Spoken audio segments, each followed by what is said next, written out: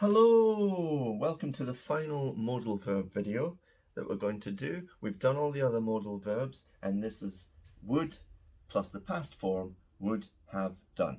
Okay? Remember, modal verbs are always followed by the infinitive without to, and the past of most modal verbs is modal verb plus perfect infinitive, which is always have, and the past participle. Because we're using a perfect verb, we must use the past participle. Now, remember that can doesn't have this form. The passive can is could, and must, when it refers to obligation and strong advice, doesn't have a past form.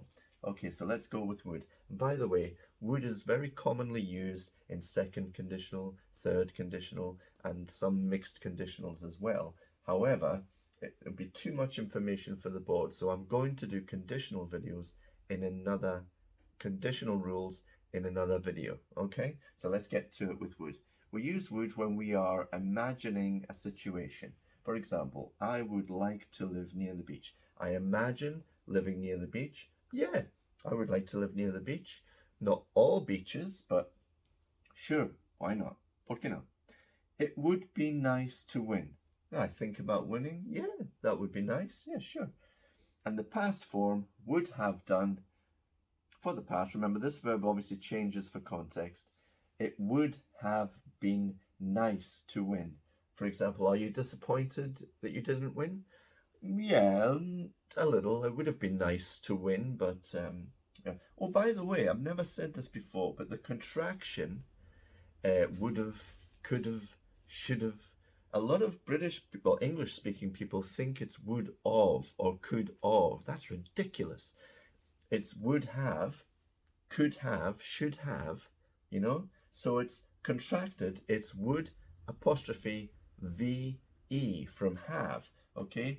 Apostrophe VE, would have, could have, should have, must have. Okay, it's not of, it's it's a contracted have. Stupid people, not you. Obviously not you, you're lovely. So the past form, it would have been nice to win, okay? Oh, I did that one already, yeah. Now, will and would, okay? Now, will is for the present, talking about the future. That future could be very close, but it's still the future. And would is when you're talking about the past. Let's look at the examples. I will tell you on Saturday. Okay, what's the news? I will tell you on Saturday. Oh, okay. So this is Tuesday. I will tell you on Saturday. On Thursday, this person here says, did he tell you?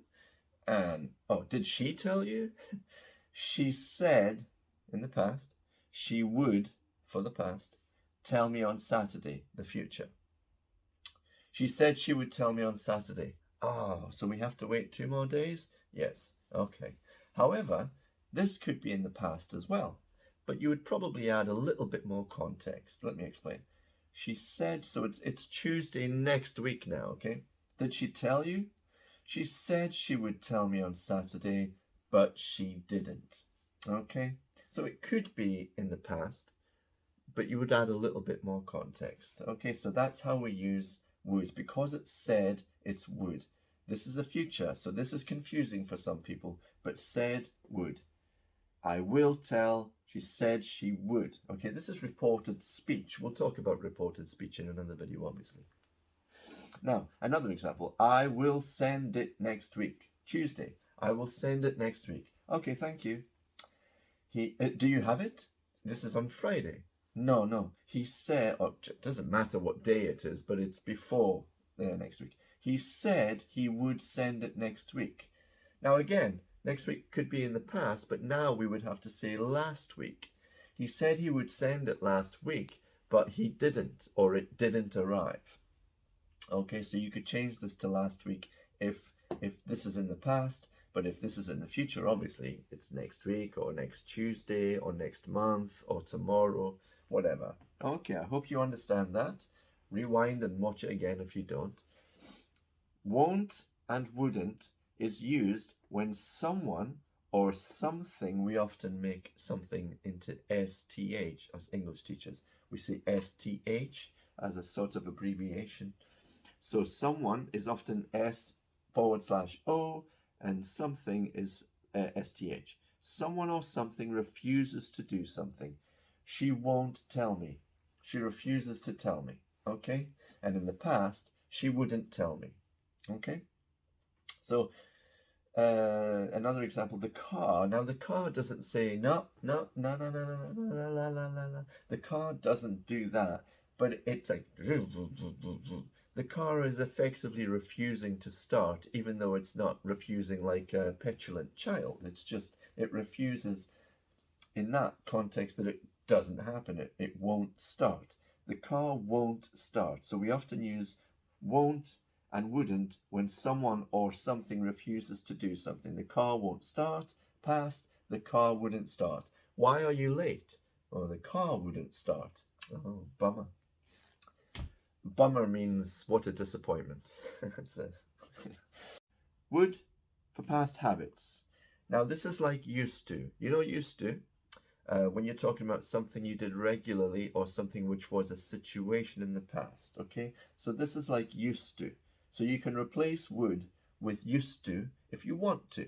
But remember, learning a language is not just about speaking, it's about understanding what other people say. So if someone says, oh, when we were young, we would play football almost every day, it's important that you know that this means used to. If they say used to, okay. But some people use would. It's often used for nostalgic purposes. Oh, yeah, we would play football every night. There were no worries. All we did was go to school, come home, play football, yada, yada, yada. And so you're thinking about the past. When we lived in California, we would watch the sunset at the beach every night. True story.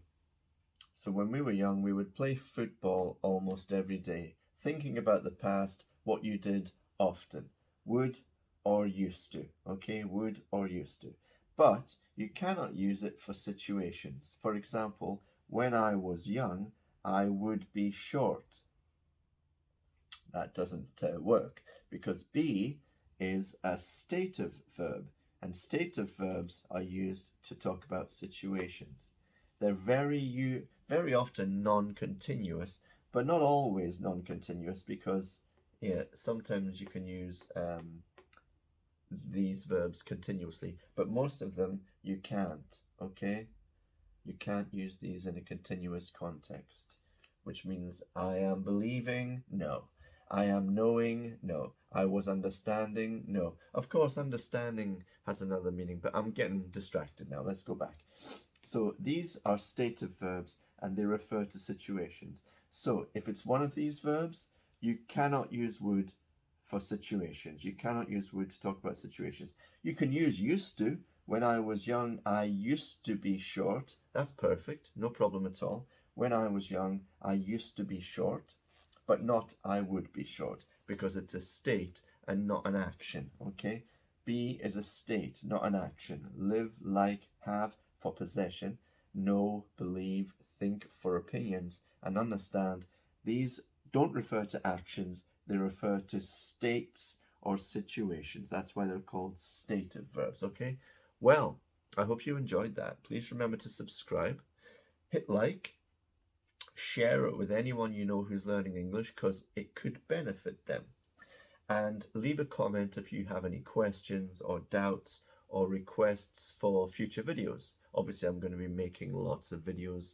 I've been making lots of videos. I think this channel is only like 2 weeks old. Oh, I used like incorrectly there. A lot of English-speaking people do that. That's because of the Americans. Damn it.